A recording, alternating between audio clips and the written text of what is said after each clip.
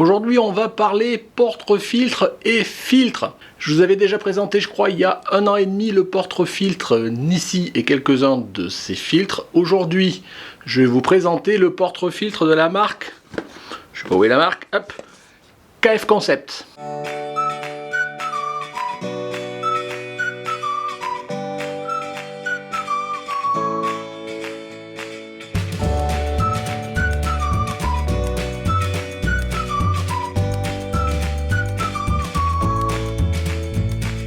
Bonjour, bienvenue sur Jaf Photographie. Donc, comme je vous le disais en introduction, aujourd'hui on va parler porte-filtre. Si vous m'avez suivi un petit peu dans mon périple en Bretagne, vous avez vu que j'ai utilisé le porte-filtre, notamment pour mon coucher de soleil, mais d'autres photos que j'ai pu faire à droite à gauche. Je vous avais dit avant d'y aller que je profiterai de mon périple en Bretagne pour justement tester ce porte-filtre. Ce porte-filtre, il m'a été gentiment fourni par la société KF Concept. C'est un porte-filtre, ma foi, qui est pas très cher, mais qui peut être très utile parce que je pense tout un chacun, pour peu que l'on fasse des photos de paysages et qu'on veuille prendre le temps et soigner, je dirais, la restitution, on peut avoir besoin de ce type de filtre. Donc si cela vous intéresse, je vais vous présenter cela. Donc ce que j'ai le porte-filtre qui est fourni en kit avec un filtre ND1000. Donc voilà, donc ça c'est vendu ensemble, je dirais, voilà, c'est un kit KF Concept. Et j'ai eu aussi la chance d'avoir en même temps à tester, pareil qui va avec le porte-filtre, un filtre GND8 Soft. On va voir ce que ça veut dire tout ça. Donc je vais vous présenter ça tout de suite et après on verra la restitution que je peux en faire, les quelques photos que j'ai pu faire avec. On y va. Alors ce porte-filtre de la marque KF Concept, comme je vous disais, il est livré, vous voyez, dans un petit packaging qui est assez sympa, couleur orange. Bon, je pense que c'est les couleurs de KF Concept. Une petite boîte qui s'ouvre, hop, il faut que je trouve à chaque fois, voilà. Vous voyez, bon, vous verrez là, voilà. Donc dessus, vous avez le porte-filtre, il est décomposé en deux parties. D'une part, je veux dire, les petits supports d'adaptation du porte-filtre sur votre objectif, et on y reviendra. Et enfin,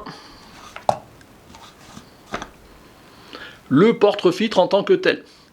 Donc déjà, première remarque, c'est un porte-filtre qui est en métal. Vous voyez, c'est assez simple. On peut y fixer, vous voyez, vous avez deux rainures ici, jusqu'à deux filtres simultanément.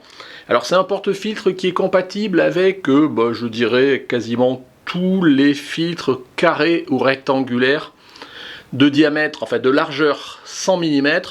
Et donc de fait ça se décline souvent, soit en format carré comme je peux avoir ici le filtre 1D, on va le regarder tout à l'heure, en 100 mm par 100 mm, soit en format rectangulaire notamment pour les GND, comme je peux avoir ici, pareil on le verra tout à l'heure, en 100 mm par 150 mm. Donc bien évidemment c'est un porte-filtre de la marque Concept, sur lequel vous pouvez fixer des filtres carrés rectangulaires de la largeur 100 mm de la marque KF Concept, mais aussi Nissi, Kukin ou tout autre type de filtre. Je crois en épaisseur c'est 2 mm, je crois que c'est assez standard. Donc voilà pour les deux parties, on y reviendra. Donc je vais d'abord vous présenter quelque chose qui fait aussi la force. Alors je pense que tous les porte-filtres ils doivent être à peu près pareils, mais je trouve que c'est assez sympa dans ce type de porte-filtre. C'est, je vais les sortir. Voilà, vous voyez, c'est un lot de supports. J'y en a 8 exactement. Je vais en prendre un, voilà, là. C'est un support qui permet de fixer le porte-filtre sur le pas de vis de son objectif. Vous savez comme moi que si vous avez des filtres par exemple circulaires, vous êtes obligé d'avoir quasiment un type de filtre, par exemple un polarisant, que vous avez autant de diamètres d'objectifs différents, sauf à jouer avec des bacs d'adaptation. Mais c'est toujours un petit peu compliqué et c'est un petit peu ce qui freine quand vous équipez en objectifs de taille différente. C'est à chaque fois vous équipez en termes de filtres qui vont bien avec. L'avantage avec ce type de porte-filtre, vous voyez, il est compatible avec tous les diamètres d'objectifs de 49 mm jusqu'à 82. Vous voyez, il y en a 8 différents. Donc c'est très pratique de fait général. Donc moi, vous voyez, j'en ai deux, voilà. J'en ai deux que j'ai déballés. Pourquoi? Parce que c'est les deux que j'ai pu utiliser. Celui-ci, c'est celui qui s'adapte sur mon RF 35 mm. Donc c'est celui-là que j'ai utilisé en Bretagne. Donc je l'avais monté sur mon 35 mm. Donc c'est un diamètre 52. Et celui-ci, que je pourrais monter sur mon RF70-200, mais aussi ici, je ne sais pas si vous le voyez, voilà ici, mon 1750-2.8 de Sigma que j'ai sur mon APS-C 70D, qui a un diamètre aussi 77 mm. Donc vous voyez, avec un seul porte-filtre, et voire même un seul type de filtre, je peux équiper tous mes objectifs, quasiment même certains que j'ai pas encore la taille. Donc ça c'est bien pratique. Et après, la deuxième partie, je vous l'ai dit, c'est le porte-filtre qui vient se clipser sur le support. Donc on va voir tout de suite comment ça se fixe, c'est pour ça que je vous avais préparé ici en 70-200. Donc vous voyez, hop, voilà. Donc j'ai ici mon support 77 mm. Il suffit, donc le pas de vis il est là. Alors je vais le tourner vers moi, ça sera plus simple. Voilà.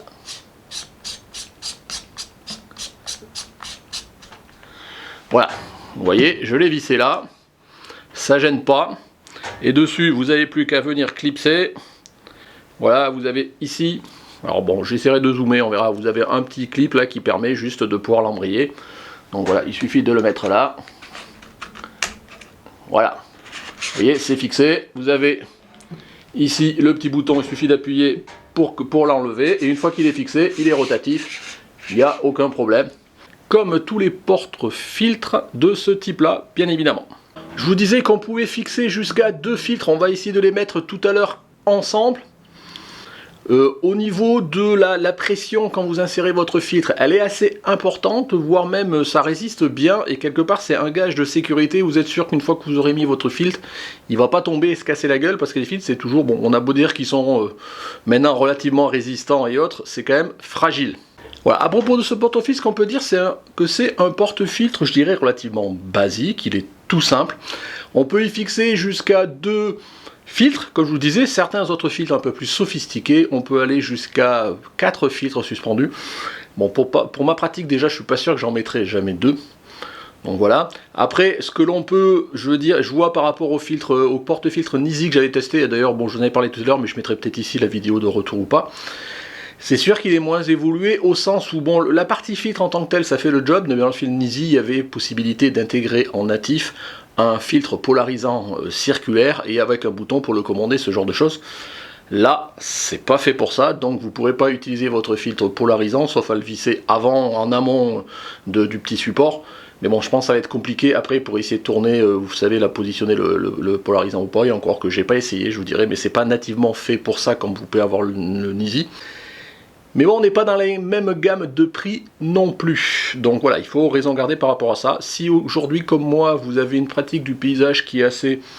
Ma foi, moi, en tous les cas, vous savez que j'en fais pas forcément beaucoup, mais quand je peux avoir besoin d'un filtre et d'utiliser des porte-filtres, je pense que ça sera très utile.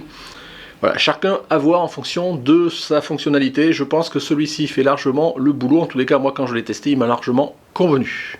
Donc voilà, globalement pour le porte-filtre, en soi c'est pas grand chose, hein, c'est un bout de ferraille qui se fixe sur un autre bout de ferraille qui est vissé sur votre objectif. C'est prévu pour qu'on puisse insérer 2 plaques de verre et puis point. Donc ça fait le job, je vous dis, on reviendra à la fin en conclusion sur ce que j'en pense, éventuellement sur le prix. Je vous disais que ce porte-filtre, il était livré en kit avec un filtre ND1000. Donc vous voyez, lui aussi est dans un petit packaging, un sort de simili cuir un petit peu épais qui protège bien votre filtre, parce que c'est jamais qu'un bout de verre, hein, quelque part, aux couleurs orange, voilà, KF Concept. Et là, si je le sors, alors déjà, vous voyez, dans ces types de filtres, il y a quelque chose qui je trouve qui est intéressant, je crois pas qu'on voit ça quand j'avais testé les filtres Nisi. C'est que vous avez une petite languette, vous voyez, et quand vous tirez dessus, ça vous fait sortir votre filtre, vous n'avez pas besoin d'aller mettre les doigts pour essayer de le sortir ou pas.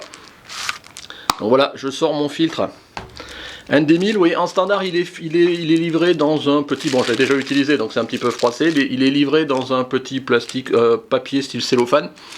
Bon, je pense que petit à petit il va sûrement passer à la poubelle, pour l'instant j'essaie de le conserver parce que ma foi ça le protège toujours des traces de doigts, ce genre de choses. Donc si je le sors,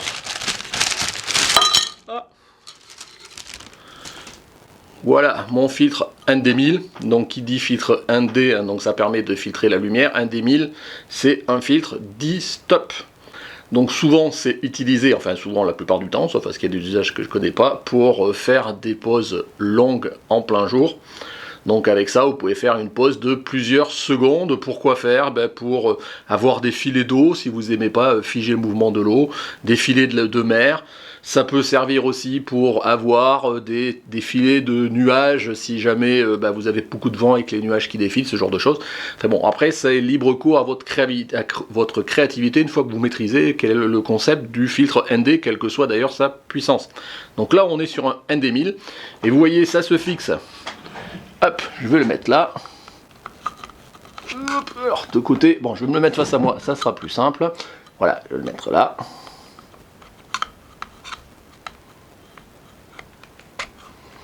Voilà, vous voyez. Ouais, je vais le tourner vers vous quand même. C'était pour ça que je l'ai amené. Voilà, et vous n'avez plus qu'à le descendre jusqu'à ce qu'il cache complètement votre objectif. Voilà, vous voyez, il résiste. Quand je le pousse, il résiste. Et là, il n'est pas prêt de tomber tout seul. Il tient super bien. Donc première constatation aussi, et je l'ai vérifié dans les quelques tests que j'ai pu faire, quand vous avez mis bien positionné votre filtre ND bien devant votre objectif, le filtre, le support, plus le porte-fil, plus le filtre est bien collé si vous le mettez dans la première rainure, de façon à ce qu'il n'y ait pas de fuite de lumière, je dirais, adjacente qui vienne polluer votre photo. Donc la seule lumière qui viendra, c'est bien celle qui traversera le ND1000. Donc ça, ça paraît de soi, mais bon, c'est toujours un gage de qualité, parce que bon, je sais pas si tous, on sait jamais, c'est quelque chose vraiment qu'il faut vérifier. Donc voilà, le filtre ND1000, donc tous les filtres de la gamme KF Concept, que ce soit le MD1000, même celui-ci quand je vous le présenterai tout à l'heure. Donc je vous disais, c'est un filtre carré 100 mm par 100 mm. Ils sont tous en verre German Optik, donc des verres de qualité qui sont souvent repris pour ce type de filtre. Ils sont tous garantis, anti-rayures, anti-poussière, anti-projection d'huile, anti-projection d'eau, ce genre de choses. Je pense que maintenant, tout ce type de filtre, que ce soit les KF Concept ou autres, ils sont tous dans ce gamme-là, mais c'est toujours intéressant de le noter. Donc voilà pour le filtre ND1000. Là, si quelque chose que j'ai pas dit aussi, c'est que avec ce type de porte-filtre et ce type de filtre, vous n'avez pas non plus de problème de vignettage, ce que vous pourriez avoir avec un filtre ND1000, sur lequel vous rajoutez des bagues d'adaptation, vous savez, pour l'adapter, n'en avoir qu'un et qu'il soit adapté à plusieurs dimensions. Donc, pas ce problème-là. Donc voilà, on va changer de filtre.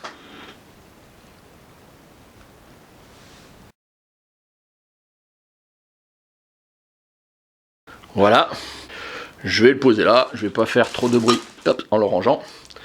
Et on va voir maintenant le ND1000, vous voyez, dans une boîte, c'est un peu le même style de boîte que j'avais les filtres Nisi, je crois me rappeler, qui est, enfin une boîte, une sorte d'étui, qui est assez épais, je vous dis on a l'impression que c'est du cuir, bon je pense pas que ça en est, avec un petit rabattant ici magnétique.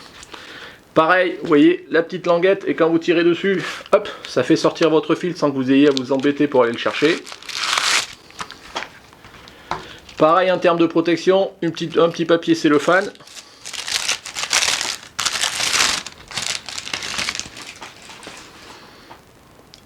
Voilà, et ici votre filtre, alors c'est un filtre GND, c'est-à-dire avec une densité neutre, avec un dégradé. Vous voyez, il est plus foncé, donc on a le filtrage ND8, donc 3 stops en haut, et plus on descend, et moins en fait, et en bas il n'y a plus rien. Donc c'est un dégradé. C'est la version soft au sens que le dégradé est doux, c'est-à-dire qu'on passe doucement de la partie ND8 jusqu'à rien. Chez KF Concept, vous avez fait 3 types de filtres GND, donc là c'est le soft, il y a, alors je sais pas, je crois qu'ils n'ont pas donné de nom particulier, mais vous avez un médian où le dégradé est plus lent, et vous avez carrément un hard où c'est ND, rien du tout quoi, voilà. Donc je vous en avais parlé d'ailleurs quand vous avez parlé soit la restitution, non je pense quand vous avez parlé le tuto comment faire des couchers de soleil, je crois, voilà. Donc ce filtre ND, vous voyez, il est tout en longueur. Pourquoi? Parce que vous allez pouvoir régler dans votre porte-filtre la hauteur, à quel moment vous voulez que le dégradé intervienne ou pas. Et donc le filtre qui soit en hauteur, ça va permettre de jouer avec. Donc pareil, alors je l'amorce en étant à côté. Voilà. Voilà, hop. Une fois qu'il est mis, vous voyez, vous pouvez le descendre. Voilà. Mais plus vous le montez, vous le descendez, plus vous aurez la zone avec du filtrage qui sera plus ou moins prédominante par rapport à votre photo, votre scène, en fonction de ce que vous voulez faire. La plupart du temps, les filtres Un dégradé comme ça sert souvent, en tous les cas quand on met le filtrage en haut, à filtrer la luminosité du ciel, ce qui permet souvent d'avoir plus de contraste, de faire ressortir des nuages, ce genre de choses quand il y a une forte luminosité. Rien ne vous empêche de le retourner, hop. Et pour le coup, je ne sais pas quel usage, j'en ai pas forcément qui me vient tout de suite, éventuellement d'appliquer le filtrage sur la partie avant-plan ou en tous les cas bas de l'image. Charge à vous, voilà, comme c'est rotatif, vous pouvez même le faire sur le côté, enfin bon, je connais pas le côté créatif, mais bon, charge à vous de voir ce que vous voulez en faire. Voilà, c'est votre latitude d'utiliser les filtres. Et une fois que vous avez votre filtre, alors là je ne vais pas l'enlever, mais il suffit d'appuyer sur le petite languette à côté, et vous voyez, vous allez enlever votre porte-filtre, il reste plus ici que le support, c'est rien de plus simple. Et moi, ce porte-filtre, je l'ai utilisé 3 fois quand j'étais en Bretagne, 2 fois pour faire du paysage avec essentiellement, enfin surtout d'ailleurs, le filtre dégradé GND. J'ai dû faire 2-3 pauses longues. Je vais vous montrer sûrement en même temps que je parle les photos que j'ai fait. Je suis moins utilisation du filtre ND1000 parce que j'aime pas trop moi le figer, vous savez, l'eau, les cascades, ce genre de choses. Moi j'aime plutôt figer le mouvement. Vous comme me connaissez, vous savez que j'aime bien la haute vitesse. Donc moi quand je vois une cascade, j'aime bien figer les gouttes qui coulent et pas avoir un filet. Donc ça c'est une question d'usage. Mais bon là dans l'exemple que je vous ai montré ou que je vais vous montrer, voilà, j'avais essayé de figer la mer qui venait vers moi. Le filtre ND, lui, il est beaucoup plus utilisé, je vous dis, quand vous avez vraiment un paysage et vous avez un ciel qui est vraiment intéressant mais qui est peut-être beaucoup plus lumineux que votre avant-plan ou la partie basse de l'image, et encore que vous pouvez régler la hauteur, et donc là vraiment ça permet de restituer. Donc pareil, je vous montre des images, alors je sais pas si j'ai retrouvé la photo sans et la photo avec, bon voilà, dans tous les cas je vous mettrai en sous-titré ce qu'il y a. Donc je l'avais utilisé 2 fois en situation de prise de photos de paysage et 1 fois pour faire mon coucher de soleil. Je vous avais déjà expliqué comment je l'avais utilisé dans mon tuto sur les couchers de soleil. Pour conclure cette présentation de ce porte-filtre, qu'est-ce que je pourrais dire? D'abord, bah tiens, les prix. Donc je vous disais le porte-filtre plus le filtre ND, hein, donc hop, il est là, je ne l'ai pas encore rangé. Donc pour l'instant, il est à ce jour en promotion. Alors tu vois, vous voyez, c'est temporaire exprès parce que ça fait un petit moment que je l'ai. Sur le site KF Concept, il est à 57 € au lieu de 75. Voilà, je crois que sur le site Amazon, je l'ai vu, je dois l'avoir vu à 76, donc il n'est pas spécialement en promo. Dans tous les cas, je vous mettrai les liens dans la description si ça vous intéresse. Et vous avez le filtre, donc hop, le GND8 Soft. Lui, il est en promo à 80 € au lieu de 103. Oui, généralement, les filtres GND, ils sont assez chers parce que, bon, voilà, c'est du verre. Je me rappelle, c'est assez cher, mais je crois que c'est même moins cher. Je crois les filtres Nisi, je ne sais pas s'ils sont pas dans les 150 €, ce genre de choses. On est dans une qualité apparente similaire. Pour l'usage, en tous les cas que j'en fais, je trouve que c'est bien pratique. Charge à vous après à vous faire votre avis. Donc voilà, dans tous les cas, c'est un investissement quand même, et le gros avantage de ce système de filtre et de porte-filtre, c'est vraiment que, vous voyez, avec un seul système, vous pouvez couvrir tous vos besoins en termes d'objectifs et de diamètre. Vous l'achetez une fois. La seule contrainte enfin contrainte, je ne sais même pas si c'est une contrainte, mais sur laquelle il faut faire attention, c'est que quand vous utilisez ce type de filtre et porte-filtre, il faut avoir son temps, il faut vous poser. Il faut généralement utiliser un trépied, donc là il faut tranquillement le temps de sortir son trépied, de sortir son porte-filtre, de trouver le bon diamètre pour la bague, mais bon généralement moi je me baladais, je vous disais avec que les deux qui m'allaient bien, le visser, mettre son porte-filtre, d'aller sortir délicatement son filtre de là, éventuellement si vous avez gardé le petit papier l'enlever, le mettre, faire certaines photos avec des réglages, après il faut ranger tout ça, enfin... Il faut prendre son temps, c'est pas comme vous avez un filtre éventuellement, bon je sais pas comment vous feriez, si vous avez un filtre par exemple ND1000, vous pouvez très bien le visser dessus, faire une photo à la volée et vous en allez, bon encore que pour MD1000 on fait des pauses en secondes, donc il vaut mieux jouer sur votre trépied. Autre avantage du filtre, de ce type de système de filtre et de porte-filtre, notamment c'est pour la partie filtre gradué, donc les GND, bah, vous n'avez pas ça sur des filtres circulaires, quoi, enfin que je sache. Donc c'est la seule façon d'avoir ce type de filtre et qui est bien pratique pour faire du paysage, et je pense que si vous faites souvent du paysage, vous êtes sûrement déjà équipé dans ce type de filtre. C'est un GND8, donc je vous disais 3 stops. C'est aussi des GND8, je crois que j'avais testé de la marque Nisi, et je trouvais quand même que le côté ND8, et si vous devez avoir qu'un seul filtre, je trouve que c'est la bonne puissance, si je puis dire. En tous les cas, la bonne puissance de filtrage, parce que c'est assez neutre, 3 stops. Voilà, ça permet bien de maîtriser ce que l'on veut faire sans vraiment rentrer dans des problématiques après de trop puissant, pas assez. Donc voilà, après, à vous à voir ce que vous voulez en faire. Et dernier point, mais comme je vous le disais, ce porte-filtre, il est compatible avec quasiment tous les filtres de largeur 100 carré, 100 par 100 ou 100 par 150 pour les filtres GND du marché, donc en épaisseur 2 mm. Donc si vous avez déjà un porte-filtre qui soit Nisi, un ancien que vous allez casser, ou des filtres coquins ou autres, c'est normalement compatible dessus, et au même titre que ceux-ci, vous pouvez les mettre sur les filtres Nisi aussi. Donc voilà, je pense que je vous ai tout dit. Moi, je suis content d'avoir pu tester. Donc dans tous les cas, je remercie KF Concept pour quelque part ce partenariat. Ils m'ont permis de tester ce matériel-là, donc je vais pouvoir continuer à l'utiliser. Ça m'a bien servi, je vous dis, en Bretagne. Pour quelqu'un qui, comme moi, n'en fait pas forcément super beaucoup, je pense que ça reste dans un prix raisonnable pour pouvoir s'équiper. Voilà, chacun après voit en fonction de ses contraintes, qui soient son utilisation, mais aussi ses contraintes budgétaires. Vous savez que j'essaye toujours de regarder le côté budget. Voilà, j'espère que cette présentation de ce kit support filtre plus filtre de la marque KF Concept vous a plu. Si vous a plu, comme d'habitude, un petit pouce bleu. Dites-moi en commentaire, vous, ce que vous utilisez, quelle marque, pourquoi, éventuellement quelle typologie de filtre ou pas, ou si vous êtes intéressé, que potentiellement vous pourrez aller regarder. Bah, pourquoi pas, après moi je vends rien, j'ai pas d'action sur le fait de vendre ce genre de matériel ni rien. Voilà, merci de m'avoir suivi, abonnez-vous, Tipeee, ce genre de choses, voilà. Au revoir.